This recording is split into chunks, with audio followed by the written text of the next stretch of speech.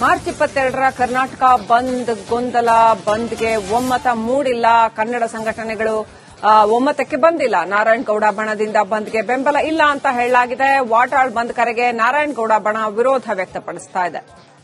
March 22ನೇ ತಾರೀಕು ಅಖಂಡ ಕರ್ನಾಟಕ ಬಂದ್ ಮಾಡಬೇಕು, ಬೆಳಗಾವಿಯಲ್ಲಿ ಭಾಷಾ ಸಂಘರ್ಷವನ್ನ ವಿರೋಧಿಸಿ ಅಂತ ವಾಟಾಳ್ ನಾಗರಾಜ್ ಮತ್ತು ಇತರೆ ಕನ್ನಡ ಸಂಘಟನೆಗಳು ಹೊರಟಿದ್ವು. ಆದರೆ ಅದಕ್ಕೆ ನಾರಾಯಣಗೌಡ ಬಣ ಬೆಂಬಲ ಕೊಟ್ಟಿಲ್ಲ.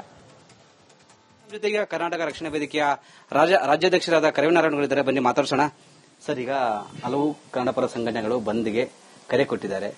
ಹಂತವಾಗಿ ಒಂದ್ ಕಡೆ ರಾಜಭವನ ಮುತ್ತಿಗೆ, ಬೆಳಗಾವಿ ಚಲೋ, ಮತ್ತೊಂದು ಕಡೆ 18ಕ್ಕೆ ಸಭೆ ಮಾಡ್ತಾರೆ. ಮಾರ್ಚ್ 22ಕ್ಕೆ ಬಂದ್ ಮಾಡಲು ಮುಂದಾಗ್ತದೆ. ಸರ್, ನಿಮ್ಮ ಬೆಂಬಲ ಬಂದ್ಗೆ ಇದನ್ನ ಇಲ್ವಾ ಸರ್? ಯಾವುದೇ ಕಾರಣಕ್ಕೆ ನಾನು ಇವತ್ತಲ್ಲ ಯಾವತ್ತೂ ಸಹ ಬಂದನ್ನ ಒಪ್ಕೊಂಡವನಲ್ಲ, ಬಂದನ್ನ ಬೆಂಬಲಿಸಿಲ್ಲ. ಇವತ್ತಿಗೂ ಬಂದ್ಗೆ ಬೆಂಬಲ ಕರ್ನಾಟಕ ರಕ್ಷಣಾ ವೇದಿಕೆದು ಇಲ್ಲ. ಯಾಕೆಂದ್ರೆ ಒಪ್ಪತ್ತು ದುಡಿದು ಒಂದು ದಿನ ಬೆಳಗಿಂದ ಸಂಜೆವರೆಗೂ ದುಡಿದು ತಿನ್ನುವಂತ ಲಕ್ಷಾಂತರ ಮಂದಿ ಕರ್ನಾಟಕದ ಒಳಗಡೆ ಇದ್ದಾರೆ. ಅವತ್ತು ದುಡಿಬೇಕು, ಅವತ್ತು ತಿನ್ನಬೇಕು. ಅವತ್ತು ದುಡಿದ್ರೆ ಆ ಕುಟುಂಬ ನಡೆಯೋದು ಅಂತ ಲಕ್ಷಾಂತರ ಆ ಜನರನ್ನ ನಾವು ನೋಡದೆ ಏಕಾಏಕಿ ಮಾತಿಗೆ ಮುಂಚೆ ಬಂದು ಅನ್ನೋದು ಕೊನೆಯ ಬ್ರಹ್ಮಾಸ್ತ್ರ. ಅದು ಬ್ರಹ್ಮಾಸ್ತ್ರವಾಗೇ ಉಳಿಬೇಕು ಯಾವತ್ತಿಗೂ.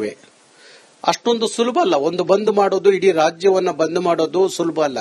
ಇಡೀ ರಾಜ್ಯ ಯಾಕೆ, ಒಂದು ಬೆಂಗಳೂರನ್ನ ಬಂದ್ ಮಾಡೋದು ಸುಲಭ ಅಲ್ಲ. ಹಾಗಿರುವಾಗ ಹುಡುಗಾಟಕ್ಕಾಗಿ ಬಂದ್ ಮಾಡಬೇಕು ಅನ್ನೋದು ಉದ್ದೇಶ ಏನು? ಉದ್ದೇಶ ಯಾಕೆ ಬಂದನ್ನ ಮಾತಿ ಮುಂಚೆ ಕರೆ ಕೊಡ್ತೀರಿ? ಒಂದು ಚಳವಳಿ ಅನ್ನೋದು ಯಾರ ಪ್ರತಿಷ್ಠೆಯೋ ಇಲ್ಲ ಯಾವುದೋ ಪ್ರಚಾರಕ್ಕಾಗೋ ಮಾಡುವಂತ ಚಳವಳಿ ಅಲ್ಲ. ಒಂದು ಚಳವಳಿ ಅಂದಾಗ ಚಳವಳಿಯ ಯಾವ್ದಾದ್ರು ಒಂದು ವಿಚಾರ ಇಟ್ಕೊಂಡು ಚಳವಳಿ ಮಾಡುವಾಗ ಅದಕ್ಕೆ ಉತ್ತರ ಬೇಗ ಸಿಗಬೇಕು, ಇಲ್ಲ ಅದು ತಡವಾದ್ರೂ ಸಹ ಉತ್ತರ ಸಿಗಬೇಕು. ಅದು ಬಿಟ್ಟು ಪ್ರತಿಷ್ಠೆಗಾಗಿ ಇಲ್ಲ ಇನ್ನೇನೋ ಒಂದು ಪ್ರಚಾರದ ದೃಷ್ಟಿಗಾಗಿ ನಾವು ಬಂದು ಮತ್ತೊಂದು ಮಾಡ್ತೀವಿ ಅಂದ್ರೆ ಇಲ್ಲಿ ಲಕ್ಷಾಂತರ ಮಕ್ಕಳ ಭವಿಷ್ಯವನ್ನ ನಾವು ನೋಡಬೇಕಾಗತ್ತೆ. ಒಂದ್ ಕಡೆ ಇವತ್ತು ಈ ಸಂದರ್ಭಕ್ಕಲ್ಲ ಸಂದರ್ಭಕ್ಕೆ ಬಂದಲ್ಲ.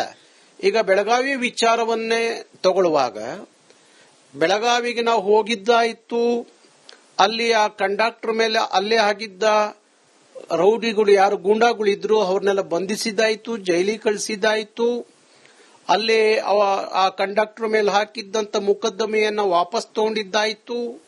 ಆ ಮೊಕದ್ದಮೆ ಹಾಕಿದಂತ ಇನ್ಸ್ಪೆಕ್ಟರ್ನ ವರ್ಗಾವಣೆ ಮಾಡಿದ್ದಾಯ್ತು. ಎಲ್ಲ ಆಯಿತು. ಅವತ್ತಿನ ಕಾಲಕ್ಕೆ ಯಾವುದೂ ಕರೆ ಇಲ್ಲದೆ ಇದ್ದಾಗ ಈಗ ಯಾಕೆ ಇದ್ದಕ್ಕಿದ್ದಂಗೆ ಬಂದ್ ಅಂತ ಓದಂಥದ್ದು?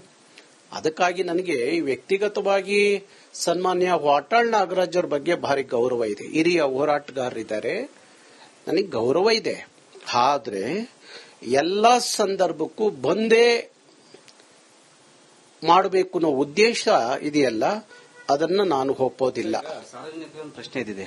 ಒಂದ್ ಕಡೆ ಕನ್ನಡ ನೆಲ ಜಲ ವಿಚಾರ ಬಂದಾಗ ಎಲ್ಲ ಕನ್ನಡ ಪರ ಸಂಘಟನೆಗಳು ಒಗ್ಗಟ್ಟಾಗಲ್ಲ, ಒಮ್ಮತ ಇಲ್ಲ. ಒಂದ್ ಕಡೆ ಬಂದ್ಗೆ ಬೇರೆ ಕೊಡ್ತಾರೆ, ಬೆಂಬಲ ಕೊಡಲ್ಲ. ಇನ್ನೊಬ್ರು ಬಂದಾಗ ಅವರು ಬೆಂಬಲ ಕೊಡಲ್ಲ. ನೋಡಿ, ಯಾರಿಗೆ ಯಾರು ಬೆಂಬಲಿಸ್ತಾರೆ ಅನ್ನೋದು ಮುಖ್ಯ ಅಲ್ಲ, ವಿಚಾರಗಳು ಯಾವುದು ಅನ್ನೋದು ಭಾರಿ ಮುಖ್ಯ.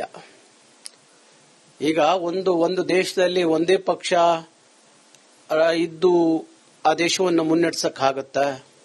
ಇಲ್ಲ. ಅಲ್ಲಿ ಪ್ರತಿ ರಾಜ್ಯಗಳಲ್ಲಿ 10 ಪಕ್ಷಗಳಿದ್ದಾವೆ, ಸಾವಿರಾರು ಜನಪ್ರತಿನಿಧಿಗಳು ಇರ್ತಾರೆ. ಹಾಗೆ ಒಂದು ಹೋರಾಟವೂ ಅಷ್ಟೇ. ಕನ್ನಡ ಚಳವಳಿಯಲ್ಲಿ ಸಂಘಟನೆಗಳ ಸಂಖ್ಯೆ ಜಾಸ್ತಿ ಇರಬಹುದು, ಆದರೆ ಆ ಸಂಘಟನೆ ವಿಚಾರ ಏನು ಅನ್ನೋದು ಭಾರಿ ಮುಖ್ಯ ಆಗತ್ತೆ. ಬರೀ ಕನ್ನಡದ ಹೆಸರಲ್ಲಿ ಒಂದು ಸಂಘಟನೆ ಮಾಡಿದಷ್ಟೇ ಒಂದು ಸಂಘಟನೆ ಅಂತ ಅನ್ನಿಸ್ಕೋಬಹುದು ಹೊರತು, ಸಂಘಟನೆ ಮಾಡಿದಂತವರ ದಿನನಿತ್ಯದ ಯಾವ ವಿಚಾರದಲ್ಲಿ ಆ ಸಂಘಟನೆ ನಡೀತಾ ಇದೆ, ಹೋಗ್ತಾ ಇದೆ ಅನ್ನೋದು ಭಾರಿ ಮುಖ್ಯ ಆಗತ್ತೆ. ಇಲ್ಲಿ ವಿಚಾರದಲ್ಲಿ ಬೇಕಾದ್ರೆ ಸಂಘರ್ಷ ಇರಬಹುದು, ಆದ್ರೆ ಪ್ರತಿಷ್ಠೆ ಮತ್ತೊಂದು ವಿಚಾರದಲ್ಲಿ ಸಂಘರ್ಷಕ್ಕೆ ಹಾದಿ ಮಾಡಿಕೊಡಬಾರದು. ಕನ್ನಡ ಪರ ಸಂಘಟನೆಗಳು ಒಂದಾಗಬೇಕು ಅಂದ್ರೆ ಅದು ಒಂದಾಗಕ್ಕೆ ವಿಚಾರ ಒಂದು ಆಗಿರೋವಲ್ಲ, ಅವ್ರದೇ ಆದಂತ ವಿಚಾರಗಳು ಇರ್ತವೆ. ಹಾಗಾಗಿ ಒಂದಾಗಕ್ಕೆ ಸಾಧ್ಯ ಇಲ್ಲ. ಪ್ರತಿಷ್ಠೆಗೆ ಬಂದ್ ಮಾಡ್ತಿದ್ರ ಇವರು ಅಂತ ಬೇರೆ ಬೇರೆ ಕನ್ನಡ ಪರ ಸಂಘಟನೆಗಳು ಹೇಗೆ ಸರ್ ಅಂತ ನಿಮ್ ಬಂಧನ ಯಾವ ರೀತಿ ನೀವು ವಿವರಣೆ ಕೊಡ್ತಾರಂತ? ಇಲ್ಲ ನೋಡಿ, ಮೊದಲಾಗಿ ಅರ್ಥ ಮಾಡ್ಕೋಬೇಕಾದ್ದೇನು ಅಂದ್ರೆ ಟೌನ್ ಹಾಲಿಂದ ಫ್ರೀಡಂ ಪಾರ್ಕ್ ವರೆಗೂ ಮೆರವಣಿಗೆ ಬರೋದೇ ಬಂದಲ್ಲ. ನಾವು ಹಿಂದೆ ಬಂದ್ಗಳು ಮಾಡಿದೀವಿ. ಬೆಳಗಿನ ಜಾವ 3 ಗಂಟೆ 4 ಗಂಟೆಗೆ ಹೊಸೂರು ರಸ್ತೆಯಿಂದ ಬರುವಂತ ವೆಹಿಕಲ್ಗಳು ಬೆಂಗಳೂರು ಸಿಟಿ ಒಳಗಡೆ ಬರಬಾರದು, ಬೇರೆ ಬೇರೆ ರಾಜ್ಯಗಳಿಂದ ಬರುವ ವಾಹನಗಳು ಬರಬಾರದು ಅಂತ ಹೇಳಿ ನಾವೆಲ್ಲ ಬೆಳಗ್ಗೆ 3:30-4 ಗಂಟೆಗೆ ಹೋಗಿ ಪೊಲೀಸ್ನವ್ರ ಕೈಲಿ ಏಟು ತಿಂದು ಕೇಸ್ ಹಾಕಿಸ್ಕೊಂಡು ಇಡೀ ಫೀಲ್ಡ್ ಅಲ್ಲಿ ಸಾವಿರಾರು ಜನ ಕೆಲಸ ಮಾಡ್ತಿದ್ದು. ಆಗ ಬಂದ್ ಆಗೋದು, ಬಂದ್ ಸಕ್ಸಸ್ ಆಗೋದು, ಅದು ವಿಚಾರವೂ ಹಾಗೆ ಇರೋದು, ಆ ಸಂದರ್ಭವೂ ಹಾಗೆ ಇರೋದು, ಜನ ಸ್ಪಂದಿಸೋರು, ಅದೆಲ್ಲ ಸರಿ. ಆದ್ರೆ ಈಗ ಹಂಗಿಲ್ಲ. ಈಗ ಒಂದು ಕೇಸ್ ಬೀಳುತ್ತೆ ಅಂದಷ್ಟೇ ಮನೆಯಿಂದ ಆಚೆಗೆ ಬರದೇ ಇರುವಂತ ಹೋರಾಟಗಾರರು ನಾನು ನೋಡಿದ್ದೀನಿ. ಇಲ್ಲ ಕೇಸ್ ಆಗುತ್ತೆ, ಯಾರು ನಾನು ಈಗ ನನ್ನ ಮೇಲೆ ಡಿಸೆಂಬರ್ 27ನೇ ತಾರೀಕು 16 ಕೇಸ್ ಹಾಕಿರು, 16 ದಿವಸ ಜೈಲಲ್ಲಿ ಇಟ್ರು. ಅದಾಗಿದ್ದಕ್ಕೆ ತಾನೇ ಇವತ್ತು ಒಂದು ಅನುಷ್ಠಾನ ಆಗಿದ್ದು ನಾಮಫಲಕ. ಮಾರ್ಚ್ 22ರ ಕರ್ನಾಟಕ ಬಂದ್ ಗೊಂದಲ, ಬಂದ್ಗೆ ಒಮ್ಮತ ಮೂಡಿಲ್ಲ. ಕನ್ನಡ ಸಂಘಟನೆಗಳು ಒಮ್ಮತಕ್ಕೆ ಬಂದಿಲ್ಲ. ನಾರಾಯಣಗೌಡ ಬಣದಿಂದ ಬಂದ್ಗೆ ಬೆಂಬಲ ಇಲ್ಲ ಅಂತ ಹೇಳಲಾಗಿದೆ. ವಾಟಾಳ್ ಬಂದ್ ಕರೆಗೆ ನಾರಾಯಣಗೌಡ ಬಣ ವಿರೋಧ ವ್ಯಕ್ತಪಡಿಸ್ತಾ ಇದೆ. ಮಾರ್ಚ್ 22ನೇ ತಾರೀಕು ಅಖಂಡ ಕರ್ನಾಟಕ ಬಂದ್ ಮಾಡಬೇಕು, ಬೆಳಗಾವಿಯಲ್ಲಿ ಭಾಷಾ ಸಂಘರ್ಷವನ್ನ ವಿರೋಧಿಸಿ ಅಂತ ವಾಟಾಳ್ ನಾಗರಾಜ್ ಮತ್ತು ಇತರೆ ಕನ್ನಡ ಸಂಘಟನೆಗಳು ಹೊರಟಿದ್ವು. ಆದರೆ ಅದಕ್ಕೆ ನಾರಾಯಣಗೌಡ ಬಣ ಬೆಂಬಲ ಕೊಟ್ಟಿಲ್ಲ. ಜೊತೆಗೆ ಕರ್ನಾಟಕ ರಕ್ಷಣಾ ವೇದಿಕೆಯ ರಾಜ್ಯಾಧ್ಯಕ್ಷರಾದ ಕರಿವನಾರಾಯಣಗಳಿದ್ದಾರೆ, ಬನ್ನಿ ಮಾತಾಡ್ಸೋಣ. ಸರ್, ಈಗ ಹಲವು ಕನ್ನಡ ಪರ ಸಂಘಟನೆಗಳು ಬಂದ್ಗೆ ಕರೆ ಕೊಟ್ಟಿದ್ದಾರೆ. ಹಂತವಾಗಿ ಒಂದ್ ಕಡೆ ರಾಜಭವನ ಮುತ್ತಿಗೆ, ಬೆಳಗಾವಿ ಚಲೋ, ಮತ್ತೊಂದು ಕಡೆ 18ಕ್ಕೆ ಸಭೆ ಮಾಡ್ತಾರೆ, ಮಾರ್ಚ್ 22ಕ್ಕೆ ಬಂದ್ ಮಾಡಲು ಮುಂದಾಗ್ತಿದ್ದಾರೆ. ಸರ್, ನಿಮ್ಮ ಬೆಂಬಲ ಬಂದ್ಗೆ ಇದನ್ನ ಇಲ್ವ ಸರ್? ಯಾವುದೇ ಕಾರಣಕ್ಕೆ ನಾನು ಇವತ್ತಲ್ಲ ಯಾವತ್ತೂ ಸಹ ಬಂದನ್ನ ಒಪ್ಕೊಂಡವನಲ್ಲ, ಬಂದನ್ನ ಬೆಂಬಲಿಸಿಲ್ಲ. ಇವತ್ತಿಗೂ ಬಂದ್ಗೆ ಬೆಂಬಲ ಕರ್ನಾಟಕ ರಕ್ಷಣಾ ವೇದಿಕೆದು ಇಲ್ಲ. ಯಾಕೆಂದ್ರೆ ಒಪ್ಪತ್ತು ದುಡಿದು ಒಂದು ದಿನ ಬೆಳಗಿಂದ ಸಂಜೆವರೆಗೂ ದುಡಿದು ತಿನ್ನುವಂತ ಲಕ್ಷಾಂತರ ಮಂದಿ ಕರ್ನಾಟಕದ ಒಳಗಡೆ ಇದ್ದಾರೆ. ಅವತ್ತು ದುಡಿಬೇಕು, ಅವತ್ತು ತಿನ್ನಬೇಕು, ಅವತ್ತು ದುಡಿದ್ರೆ ಆ ಕುಟುಂಬ ನಡೆಯೋದು ಅಂತ ಲಕ್ಷಾಂತರ ಆ ಜನರನ್ನ ನಾವು ನೋಡದೆ ಏಕಾಏಕಿ ಮಾತಿಗೆ ಮುಂಚೆ ಬಂದು ಅನ್ನೋದು ಕೊನೆಯ ಬ್ರಹ್ಮಾಸ್ತ್ರ. ಅದು ಬ್ರಹ್ಮಾಸ್ತ್ರವಾಗೇ ಉಳಿಬೇಕು ಯಾವತ್ತಿಗೂ. ಅಷ್ಟೊಂದು ಸುಲಭ ಅಲ್ಲ. ಒಂದು ಬಂದ್ ಮಾಡೋದು, ಇಡೀ ರಾಜ್ಯವನ್ನ ಬಂದ್ ಮಾಡೋದು ಸುಲಭ ಅಲ್ಲ. ಇಡೀ ರಾಜ್ಯ ಯಾಕೆ, ಒಂದು ಬೆಂಗಳೂರನ್ನ ಬಂದ್ ಮಾಡೋದು ಸುಲಭ ಅಲ್ಲ. ಹಾಗಿರುವಾಗ ಹುಡುಗಾಟಕ್ಕಾಗಿ ಬಂದ್ ಮಾಡಬೇಕು ಅನ್ನೋದು ಉದ್ದೇಶ ಏನು? ಉದ್ದೇಶ ಯಾಕೆ ಬಂದನ್ನ ಮಾತು ಮುಂಚೆ ಕರೆ ಕೊಡ್ತೀರಿ?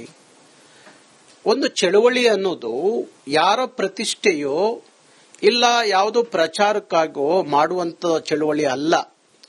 ಒಂದು ಚಳವಳಿ ಅಂದಾಗ ಚಳವಳಿಯ ಯಾವ್ದಾದ್ರು ಒಂದು ವಿಚಾರ ಇಟ್ಕೊಂಡು ಚಳವಳಿ ಮಾಡುವಾಗ ಅದಕ್ಕೆ ಉತ್ತರ ಬೇಗ ಸಿಗಬೇಕು, ಇಲ್ಲ ಅದು ತಡವಾದ್ರೂ ಸಹ ಉತ್ತರ ಸಿಗಬೇಕು. ಅದು ಬಿಟ್ಟು ಪ್ರತಿಷ್ಠೆಗಾಗಿ ಇಲ್ಲ ಇನ್ನೇನೋ ಒಂದು ಪ್ರಚಾರದ ದೃಷ್ಟಿಗಾಗಿ ನಾವು ಬಂದು ಮತ್ತೊಂದು ಮಾಡ್ತೀವಿ ಅಂದ್ರೆ ಇಲ್ಲಿ ಲಕ್ಷಾಂತರ ಮಕ್ಕಳ ಭವಿಷ್ಯವನ್ನ ನಾವು ನೋಡಬೇಕಾಗತ್ತೆ. ಒಂದ್ ಕಡೆ ಇವತ್ತು ಈ ಸಂದರ್ಭಕ್ಕಲ್ಲ ಸಂದರ್ಭಕ್ಕೆ ಬಂದಲ್ಲ. ಈಗ ಬೆಳಗಾವಿ ವಿಚಾರವನ್ನೇ ತಗೊಳ್ಳುವಾಗ ಬೆಳಗಾವಿಗೆ ನಾವು ಹೋಗಿದ್ದಾಯ್ತು, ಅಲ್ಲಿ ಆ ಕಂಡಕ್ಟರ್ ಮೇಲೆ ಅಲ್ಲೇ ಆಗಿದ್ದ ರೌಡಿಗಳು ಯಾರು ಗೂಂಡಾಗಳಿದ್ರು ಅವ್ರನ್ನೆಲ್ಲ ಬಂಧಿಸಿದಾಯ್ತು, ಜೈಲಿಗೆ ಕಳಿಸಿದಾಯ್ತು. ಅಲ್ಲೇ ಆ ಕಂಡಕ್ಟರ್ ಮೇಲೆ ಹಾಕಿದ್ದಂತ ಮೊಕದ್ದಮೆಯನ್ನ ವಾಪಸ್ ತಗೊಂಡಿದ್ದಾಯ್ತು. ಆ ಮೊಕದ್ದಮೆ ಹಾಕಿದಂತ ಇನ್ಸ್ಪೆಕ್ಟರ್ನ ವರ್ಗಾವಣೆ ಮಾಡಿದ್ದಾಯ್ತು. ಎಲ್ಲ ಆಯಿತು. ಅವತ್ತಿನ ಕಾಲಕ್ಕೆ ಯಾವುದೂ ಕರೆ ಇಲ್ಲದೆ ಇದ್ದಾಗ ಈಗ ಯಾಕೆ ಇದ್ದಕ್ಕಿದ್ದಂಗೆ ಬಂದ್ ಅಂತ ಹೋದಂಥದ್ದು? ಅದಕ್ಕಾಗಿ ನನಗೆ ವ್ಯಕ್ತಿಗತವಾಗಿ ಸನ್ಮಾನ್ಯ ವಾಟಾಳ್ ನಾಗರಾಜ್ ಅವ್ರ ಬಗ್ಗೆ ಭಾರಿ ಗೌರವ ಇದೆ. ಹಿರಿಯ ಹೋರಾಟಗಾರರಿದ್ದಾರೆ, ನನಗೆ ಗೌರವ ಇದೆ. ಆದ್ರೆ ಎಲ್ಲ ಸಂದರ್ಭಕ್ಕೂ ಬಂದೇ ಮಾಡಬೇಕು ಅನ್ನೋ ಉದ್ದೇಶ ಇದೆಯಲ್ಲ, ಅದನ್ನ ನಾನು ಒಪ್ಪೋದಿಲ್ಲ. ಸಾರ್ವಜನಿಕರಿಗೆ ಒಂದು ಪ್ರಶ್ನೆ ಇದಿದೆ. ಒಂದ್ ಕಡೆ ಕನ್ನಡ ನೆಲ ಜಲ ವಿಚಾರ ಬಂದಾಗ ಎಲ್ಲ ಕನ್ನಡಪರ ಸಂಘಟನೆಗಳು ಒಗ್ಗಟ್ಟಾಗಲ್ಲ, ಒಮ್ಮತ ಇಲ್ಲ. ಒಂದ್ ಕಡೆ ಬಂದ್ಗೆ ಬೇರೆ ಕೊಡ್ತಾರೆ, ಬೆಂಬಲ ಕೊಡಲ್ಲ. ಇನ್ನೊಬ್ರು ಬಂದಾಗ ಅವರು ಬೆಂಬಲ ಕೊಡಲ್ಲ. ನೋಡಿ, ಯಾರಿಗೆ ಯಾರು ಬೆಂಬಲಿಸ್ತಾರೆ ಅನ್ನೋದು ಮುಖ್ಯ ಅಲ್ಲ, ವಿಚಾರಗಳು ಯಾವುದು ಅನ್ನೋದು ಭಾರಿ ಮುಖ್ಯ. ಈಗ ಒಂದು ದೇಶದಲ್ಲಿ ಒಂದೇ ಪಕ್ಷ ಇದ್ದು ಆ ದೇಶವನ್ನು ಮುನ್ನಡೆಸಕ್ಕಾಗತ್ತ? ಇಲ್ಲ. ಅಲ್ಲಿ ಪ್ರತಿ ರಾಜ್ಯಗಳಲ್ಲಿ ಹತ್ತಾರು ಪಕ್ಷಗಳಿದ್ದಾವೆ, ಸಾವಿರಾರು ಜನಪ್ರತಿನಿಧಿಗಳು ಇರ್ತಾರೆ. ಹಾಗೆ ಒಂದು ಹೋರಾಟವೂ ಅಷ್ಟೇ. ಕನ್ನಡ ಚಳವಳಿಯಲ್ಲಿ ಸಂಘಟನೆಗಳ ಸಂಖ್ಯೆ ಜಾಸ್ತಿ ಇರಬಹುದು, ಆದರೆ ಆ ಸಂಘಟನೆ ವಿಚಾರ ಏನು ಅನ್ನೋದು ಭಾರಿ ಮುಖ್ಯ ಆಗತ್ತೆ. ಬರೀ ಕನ್ನಡದ ಹೆಸರಲ್ಲಿ ಒಂದು ಸಂಘಟನೆ ಮಾಡಿದಷ್ಟೇ ಒಂದು ಸಂಘಟನೆ ಅಂತ ಅನ್ನಿಸ್ಕೋಬಹುದು ಹೊರತು, ಸಂಘಟನೆ ಮಾಡಿದಂಥವರ ದಿನನಿತ್ಯದ ಯಾವ ವಿಚಾರದಲ್ಲಿ ಆ ಸಂಘಟನೆ ನಡೀತಾ ಇದೆ, ಹೋಗ್ತಾ ಇದೆ ಅನ್ನೋದು ಭಾರಿ ಮುಖ್ಯ ಆಗತ್ತೆ. ಇಲ್ಲಿ ವಿಚಾರದಲ್ಲಿ ಬೇಕಾದ್ರೆ ಸಂಘರ್ಷ ಇರಬಹುದು, ಆದ್ರೆ ಪ್ರತಿಷ್ಠೆ ಮತ್ತೊಂದು ವಿಚಾರದಲ್ಲಿ ಸಂಘರ್ಷಕ್ಕೆ ಹಾದಿ ಮಾಡಿಕೊಡ್ಬಾರ್ದು. ಕನ್ನಡ ಪರ ಸಂಘಟನೆಗಳು ಒಂದಾಗಬೇಕು ಅಂದ್ರೆ ಅದು ಒಂದಾಗಕ್ಕೆ ವಿಚಾರ ಒಂದು ಆಗಿರೋವಲ್ಲ, ಅವ್ರದ್ದೇ ಆದಂತ ವಿಚಾರಗಳು ಇರ್ತವೆ. ಹಾಗಾಗಿ ಒಂದಾಗಕ್ಕೆ ಸಾಧ್ಯ ಇಲ್ಲ. ಪ್ರತಿಷ್ಠೆಗೆ ಬಂದ್ ಮಾಡ್ತಿದ್ರ ಇವರು ಅಂತ ಬೇರೆ ಬೇರೆ ಕನ್ನಡಪರ ಸಂಘಟನೆಗಳು ಹೇಗೆ ಸರ್ ಅಂತ ನಿಮ್ ಬಂಧನ ಯಾವ ರೀತಿ ನೀವು ವಿವರಣೆ ಕೊಡ್ತೀರಂತ? ಇಲ್ಲ ನೋಡಿ, ಮೊದಲಾಗ ಅರ್ಥ ಮಾಡ್ಕೋಬೇಕಾದ್ದೇನು ಅಂದ್ರೆ, ಟೌನ್ ಹಾಲಿಂದ ಫ್ರೀಡಂ ಪಾರ್ಕ್ ವರೆಗೂ ಮೆರವಣಿಗೆ ಬರೋದೇ ಬಂದಲ್ಲ. ನಾವು ಹಿಂದೆ ಬಂದ್ಗಳು ಮಾಡಿದೀವಿ.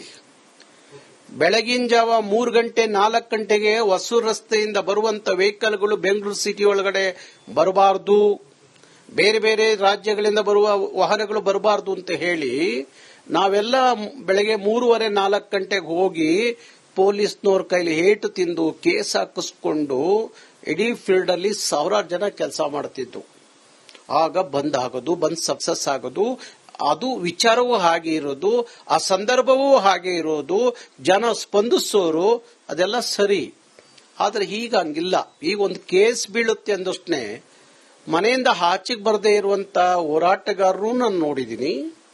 ಇಲ್ಲ ಕೇಸ್ ಆಗುತ್ತೆ, ಯಾರು ನಾನೀಗ ನನ್ನ ಮೇಲೆ ಡಿಸೆಂಬರ್ 27ನೇ ತಾರೀಕು 16 ಕೇಸ್ ಹಾಕಿರು, 16 ದಿವಸ ಜೈಲಲ್ಲಿ ಇಟ್ರು. ಅದಾಗಿದ್ದಕ್ಕೆ ತಾನೇ ಇವತ್ತು ಒಂದು ಅನುಷ್ಠಾನ ಆಗಿದ್ದು. ನಾಮಫಲಕ